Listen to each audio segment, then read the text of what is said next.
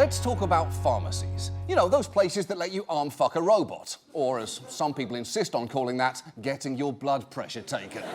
Now, when you picture a pharmacy in your mind, you probably imagine a place that your doctor calls in a prescription and someone counts out pills that were manufactured somewhere else. But that is actually a relatively new phenomenon. A lot of pharmacies used to make medication on site, as this old film shows.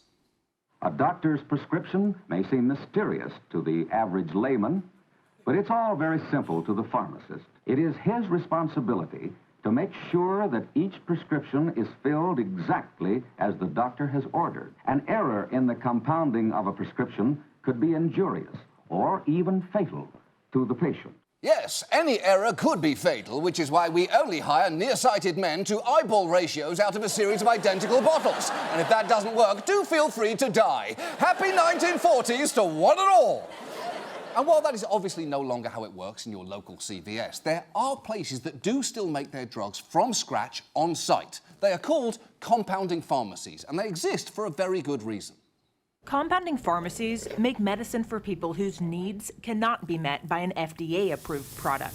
Let's say you're allergic to a specific ingredient in a pill. Your doctor can write a prescription tailored to your specific needs, and a compounding pharmacy will mix it. That's right. Compounding pharmacies basically make bespoke medication. I'd say designer drugs if that phrase hadn't already been taken by egregiously Dutch dealers selling pills to suburban kids. This is the good shit, trust me. It's going to send you to outer space. It's for your dance parties.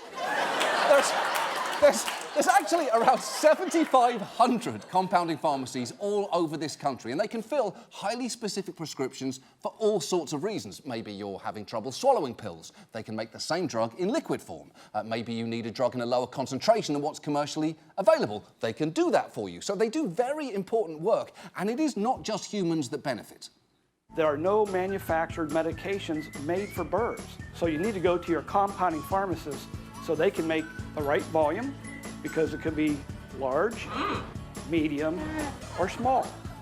Each one might like a different flavor or require a different volume. She likes pina colada flavor. Does she? Really? A tropical bird whose favourite flavour is pina colada? Look, I'm just going to say it, that parrot is basic. You're basic. You're a basic bird. So at this point, so far, so good. But as you've probably guessed from the very fact that we're talking about this story in the first place, there are some huge problems here. Because compounding pharmacies are subject to much less oversight than large drug manufacturers. If you get a drug that was mass-produced in a factory, both the drug and the factory are under a lot of scrutiny. But if you get one from a compounding pharmacy, it is very different, as a former head of the FDA will tell you. Compounded drugs are not FDA approved. As commissioner of the FDA, then you can't tell us, sitting here now, that every drug being used in the United States is safe and effective. No, I really cannot. Holy shit. That's kind of startling to hear, isn't it? And look, on one level, it does make sense that if compounding pharmacies are making bespoke medication, the FDA doesn't treat them like they're a giant manufacturer. You know, you wouldn't subject Mikey's lemonade stand to the same regulations Coca-Cola has to obey for mass-producing Minute Maid, because that would be overkill. And besides, even if Mikey did pee a little bit in his lemonade, which, let's face it, he definitely did, the damage is inherently limited. But, as you will see, oversight is so lax that compounding pharmacies have become the Wild West of the drug industry, resulting in fraud and, in the worst cases, many, many people dying. And you may not even know that you're taking a compounded drug, because they can be used in clinics or hospitals without your or your doctor's knowledge. So tonight, let's take a look at this industry, and let's start with the fraud. A few years back, TRICARE, the military's health insurance program, noticed a big increase in being billed for veterans' specially compounded scar and pain creams. But there was a problem, as the man who oversaw the program admitted. Are these creams a viable alternative for treating the pain of wounded warriors? They don't appear to be. We don't have any evidence that supports that. And he was right about that. Those creams were total bullshit. One study found that they didn't work any better than treatments that contained no medicine at all. And it's shocking that that was allowed, and it is why I'm so excited to announce my amazing new pain cream, Johnny Gel. It's great for relieving tenderness in your back, neck, and joints, and yes, it is just mayonnaise. Ask your doctor if Johnny Gel is right for you.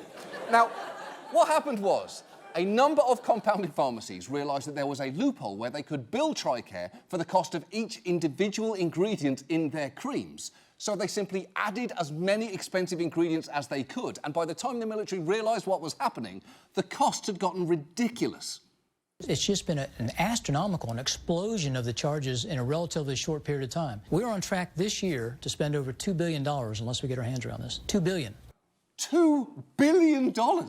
When we talk about overspending in the military, I don't think anyone would have guessed a not insignificant chunk of that has gone to fucking lotion. And unfortunately, even when there isn't fraud, it is not rare for compounded medication to be ineffective. When the FDA tests drugs from commercial manufacturers, the failure rate is typically below 2%. But when they ran tests on compounded drugs, around 33% of the drugs failed. That's 1 in 3. To put that in perspective, compounded drugs have about the same failure rate as the Jonas Brothers. We all know which one I'm talking about, and it is not you, Kevin. You are doing great. Shh.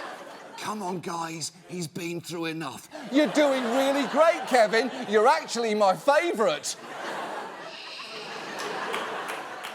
But a drug simply not working is by no means the worst-case scenario here, because while, again, you would not expect the FDA to be testing every small batch drug made, you would at least hope that someone was making sure the places they were made were clean. But conditions can be appalling, as multiple investigations have found over the years, with some particularly revolting examples.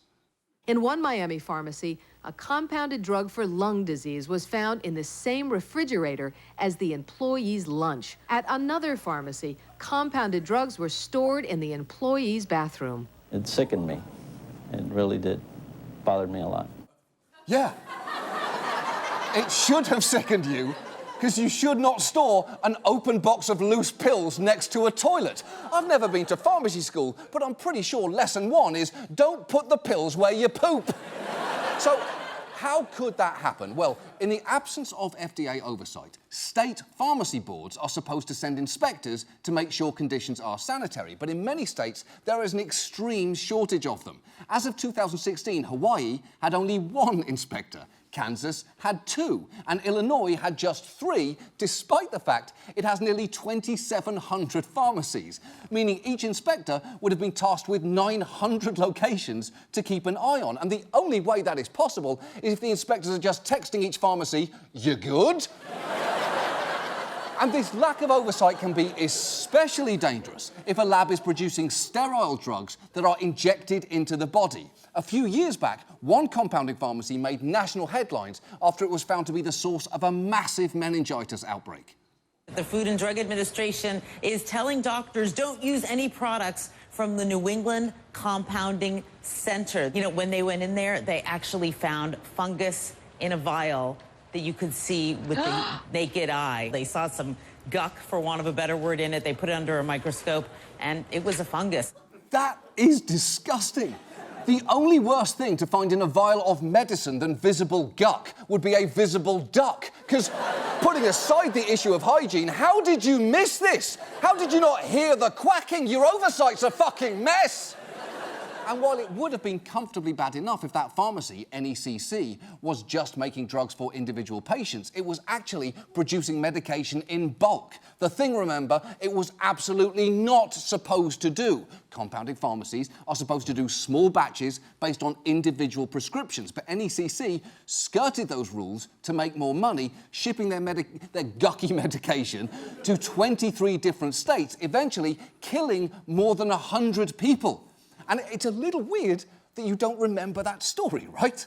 Although, to be fair, it was 2012 and we were all distracted trying to find Coney at the time. Where's Coney? Did we get him? Did we get Coney? Does anyone remember? It seemed so important at the time. I bet we got him. We wouldn't have just given up, would we? And look, while regulations required them to have an individual prescription for each patient, they managed to get around that by simply faking patient names and not even seeming to try that hard. Investigators also allege that employees falsified prescriptions with fake names like Big Baby Jesus, Roy Rogers, Wonder Woman, and Budweiser. Oh, come on! Budweiser? It's like they were trying to get caught. And it didn't even stop there. They also filled prescriptions with names, and this is real, like Jimmy Kimmel, David Schwimmer, Michael Bolton, Jack Bauer, Sarah Marshall, RuPaul, and Method Man. And that is such a gloriously random group of people. Most people would see no connection between them unless you are me and you have some very specific, very bold theories about who killed JFK. I've nearly cracked it. None of you leave the country. I think there may have been a second Schwimmer. But this scheme, though, was incredibly lucrative. In fact, the president of NECC, Barry Cadden, made over $60 million in the 3 years leading up to the outbreak, and he seemed to know what he was doing was wrong, because he was once asked at a filmed employee training session about keeping records of patient names and prescriptions, and his answer was comically suspicious. Is it one-to-one patient names for the bulbar blocks? That's something for another time. Yeah, let's not. We can talk about that. That's actually one of the more difficult things we do. Let's just talk about the products now. Okay, that's fine. While we're being recorded.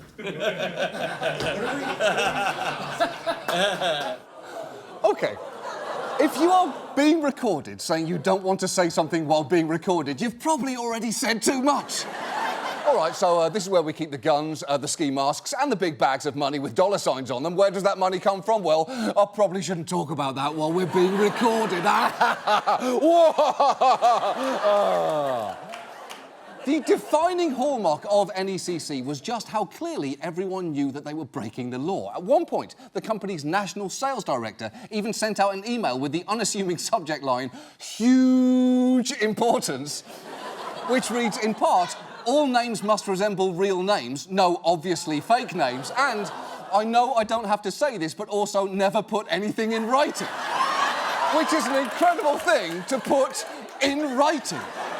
Now, thankfully, Cadden eventually went to prison, and Congress passed a law toughening up enforcement of regulations among compounding pharmacies, which is great, in theory.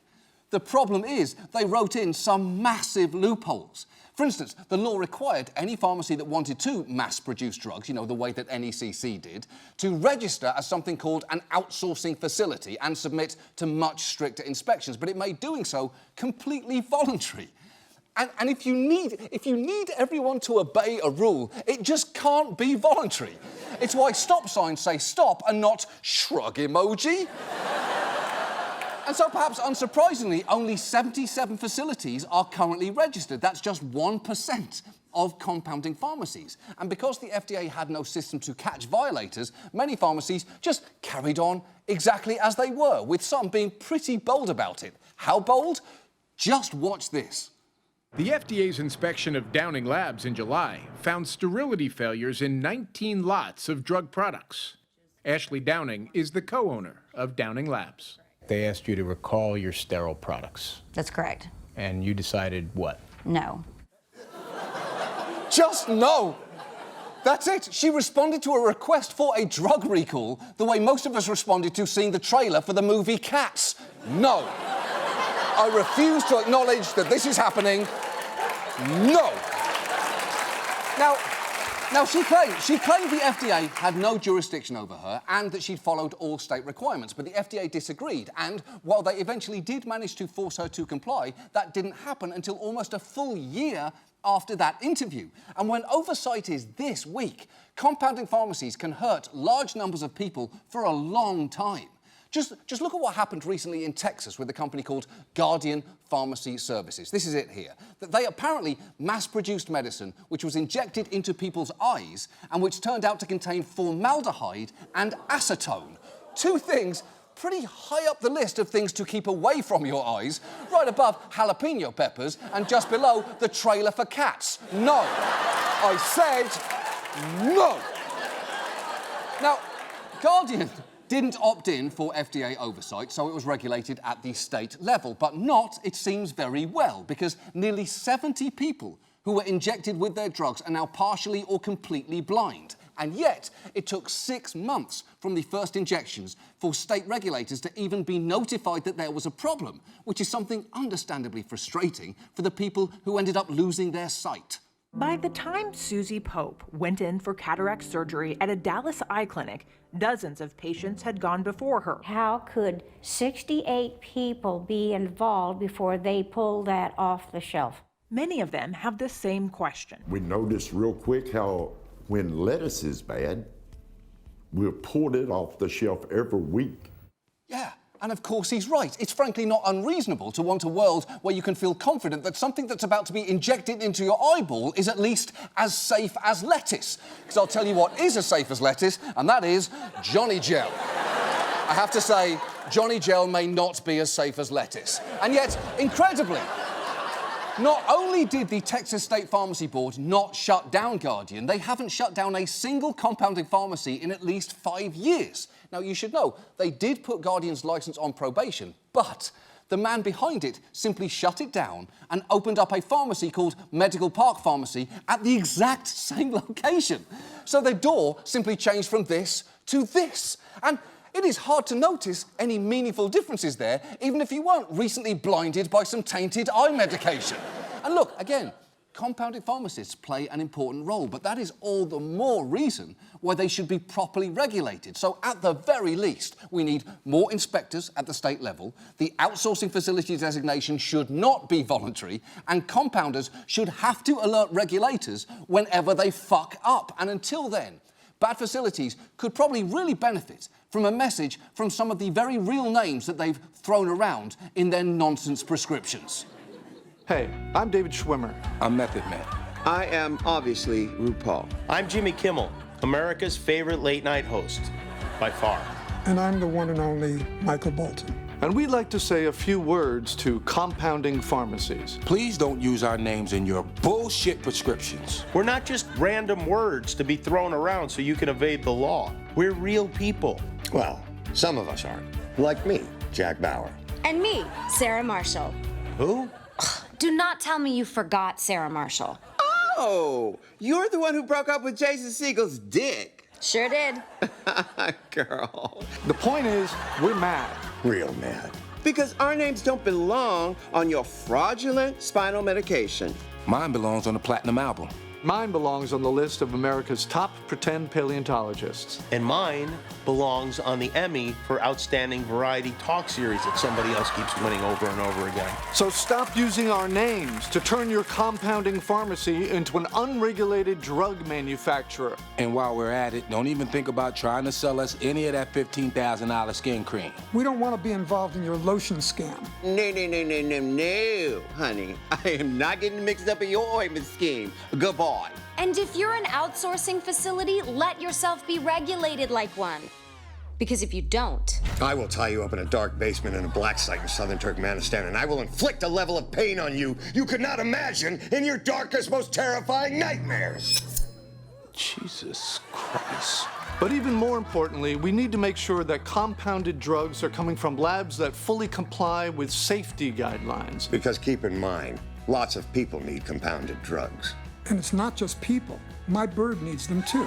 Yeah, what? Michael Bolton has a parrot? Of course I do. I love parrots.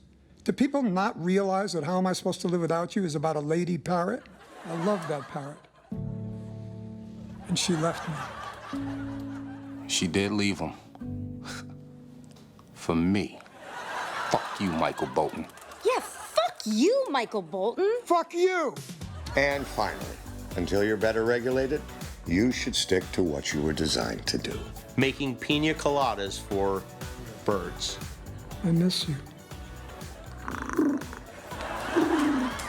What the fuck?